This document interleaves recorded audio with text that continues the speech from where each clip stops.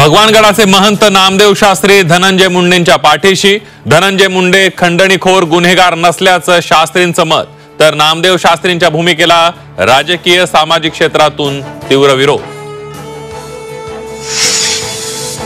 10वी-12वी परीक्षेतील बुरखाबंदीवरून महायुती सरकारमध्ये विसंवाद। नितेश राणेंच्या बुरखाबंदीच्या मागणीला शालेय शिक्षण मंत्री दादा भुसेंचा खो। नाशिकचं पालकमंत्री पद सोडण्यास गिरीश महाजनांचा नकार। महायुतीत संघर्ष होण्याची चिन्ह, तर रायगडचाही पेच कायम। लातूरमधील 25,000 लाडक्या बहिणींचा लाभ बंद। कागदपत्रात छेडछाडकडून लाभ घेणाऱ्या बहिणींना प्रशासनाचा दणका। खोटी कागदपत्र देणाऱ्यांची चौकशी सुरू।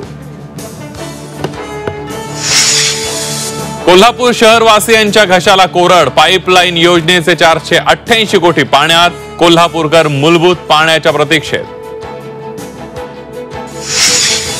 एसटी प्रवाशांनाही यूपीआय पेमेंटद्वारे मिळणार तिकीट। एसटीतील सुट्ट्या पैशांच्या वादावर परिवहन मंत्र्यांचा तोडगा।